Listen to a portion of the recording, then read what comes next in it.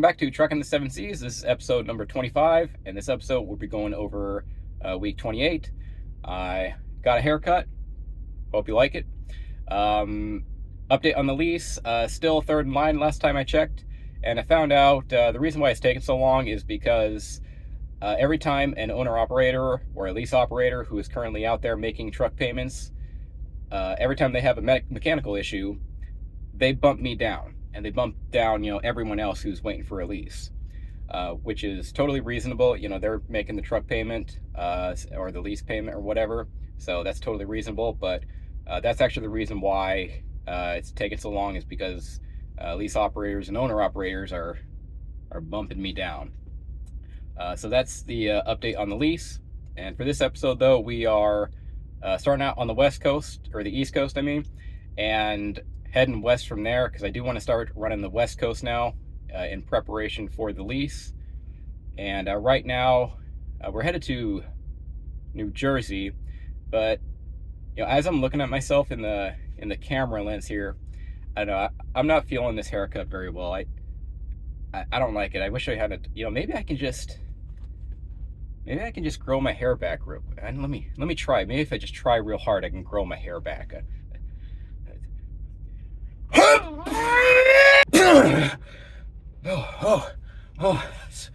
good. Yeah. Oh, I got my hair back too. Oh, sweet. All right.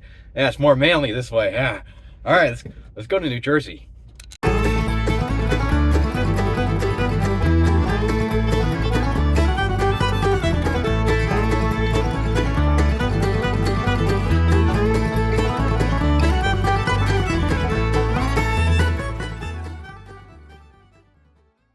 Okay, so after the Port Reading, New Jersey load, we got dispatched on another one headed from Brenningsville, Pennsylvania to Gordonsville, Virginia. Let's go.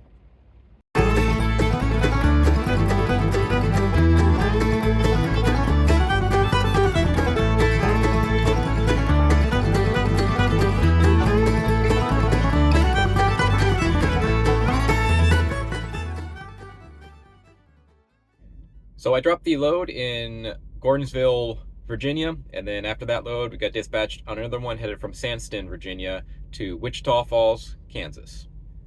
Let's go.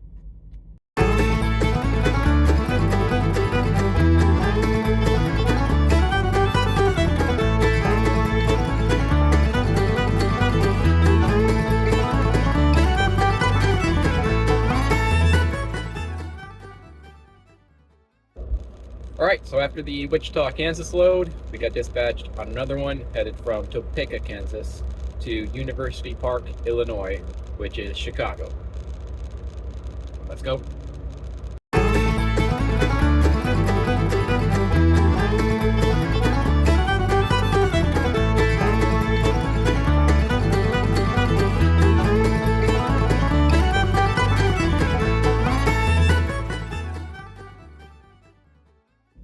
Alright, so we delivered the load going from Topeka, Kansas to University Park, Illinois.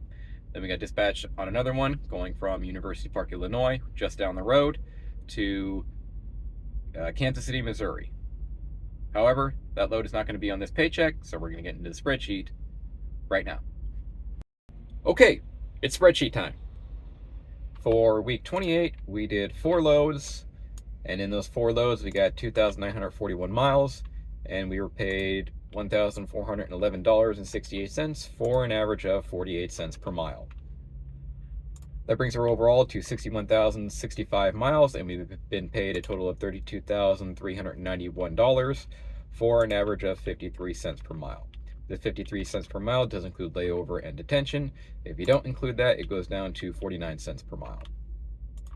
We're averaging 2,181 miles per week, and our average paycheck is $1,156 at the same rate per mile. If we kept this up for a 52-week period, we'd get 113,406 miles, and be paid a total of $60,156 at the same rate per mile, and all of these numbers are gross pay. This average here, 2100 average, does include time off, so just a note there, when I'm actually on the road driving, like in the past couple weeks, it's a lot higher than this, but this also includes time off. We've been employed 212 days and we've taken 19 days off. We've had 30 days of layover and 11 hours of detention. Between layover and detention, we've been paid $2,316. So days on duty, so the amount of days we've actually been on the road, but not necessarily driving, maybe we were stuck in maintenance or something, is 193 days. And we've been paid an average of $167 while on duty. Of the 212 days, we've spent 163 days on the road actually driving and not in maintenance or something. And every day we're actually on the road driving, we get $198 on average per day. The average load length is 617 miles, and we get an average of 375 miles while we're actually on the road driving.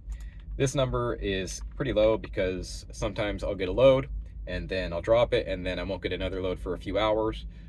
So I'm just waiting around and I don't necessarily get layover pay for that. So that's why that number is actually fairly low. If I can, I would run 600 miles per day, but it's just not in the cards.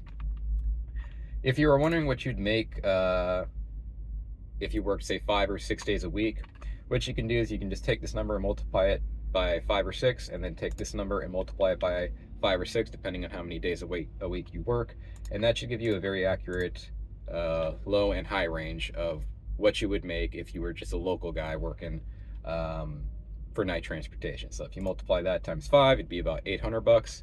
And if you multiply that by about 5, it'd be about $1,000. So you'd make, if you work 5 days a week, you'd make anywhere between probably $800 and $1,000 per week. And you can multiply these by 6 or whatever, and you'd have a pretty accurate